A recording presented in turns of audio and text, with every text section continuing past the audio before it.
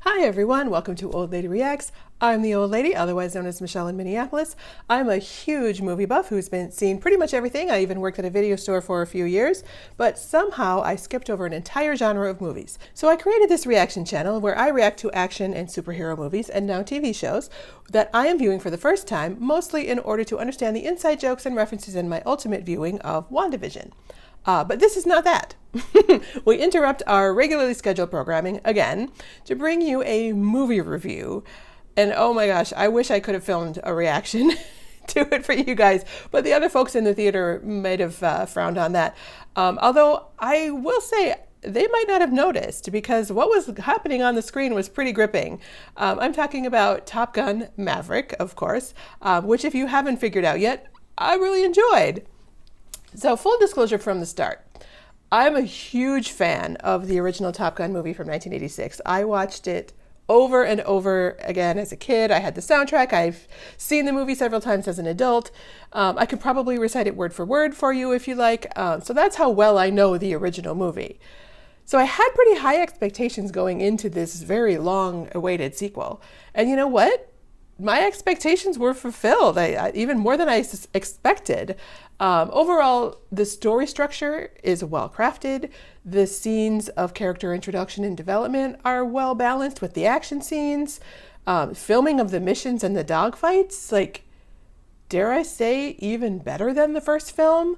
Like the positions of the planes in relation to each other, what they're doing, why they're doing it, where they're going, and what they're trying to accomplish is totally clear. I feel like it's much clearer here than in the first film.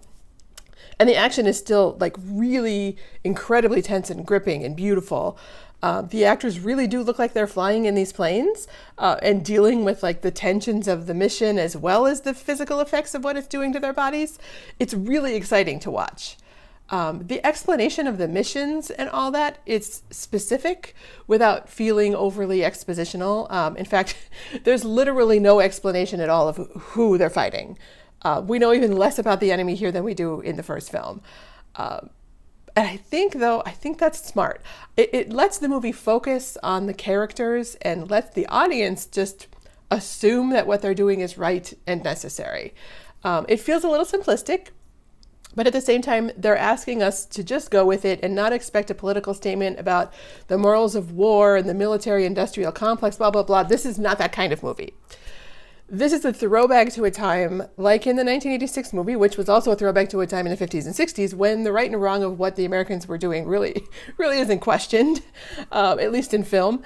And I don't necessarily mean that in a bad way. The movie doesn't pretend to be anything other than a big summer blockbuster action film. It doesn't need the politics for dramatic tension. There's enough otherwise.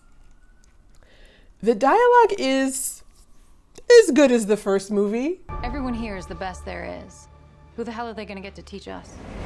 We're going into combat on a level no living pilot's ever seen. Not even him. Who's going to be team leader? And which one of y'all has what it takes to follow me? In some places it's super corny. In others it's very earnest and realistic. And because the movie itself is so good, I kind of gave them a pass on the corny bits. Although there were a few times where they try a little too hard to heighten the drama by there's several shots of the pilots in the classroom looking at video screens of what's happening, doing the I'm slowly sitting up in my seat because I'm seeing something amazing. Like that whole motion and facial expression, and it happens like 6 or 7 times in the matter of 2 minutes. It's pretty lame. So there is a bit of that. There are a few bits of callback to the original film that I thought were a bit overwrought with drama. They were ringing it a bit too hard, I think. But that may be because I, in particular, don't need any reminders of what happened in the first movie. Other viewers may. So I'm going to try to talk specific actors without giving away any spoilers. So let's start with Miles Teller. It's no spoiler to say that he's playing Goose's son, Bradley. As a young actor facing off against Tom Cruise, he definitely holds his own. And you can see the study that he did of Anthony Edwards' performance as Goose. There's these tiny little tidbits of the turns of the head and facial expressions, the way he holds his shoulders and his posture, you know, a son would inherit that from his father, and they're there, and it really adds to the emotion and the tension of the scenes as both he and Maverick battle with what happened years ago. The rest of the pilots are not super specific characters, but they all play the roles well, and you can see like the confidence and no small bit of arrogance and intelligence that they needed to get them where they are. I'm a huge fan of John Hamm, but he has a pretty thankless role here. He's kind of like the constant buzzkill, which is a shame because he does comedy really, really well, and it's just he's not using his comedy chops here, but it's all right. But this is really a Tom Cruise showcase. He carries this movie on his shoulders, and he's more than capable of it. There are a few scenes, especially one near the final act, that reminded me why Tom Cruise is still Tom Cruise. Like with all the crazy drama of his personal life, religion, blah, blah, blah, all that, he at his core is still a really great actor and an incredibly charming and commanding actor on screen. And I appreciate that he cast a romantic lead that is only a few years younger than him. He easily could have cast Scarlett Johansson or Elizabeth Olsen or any of the other number of many, many actresses are out there that are in their 30s.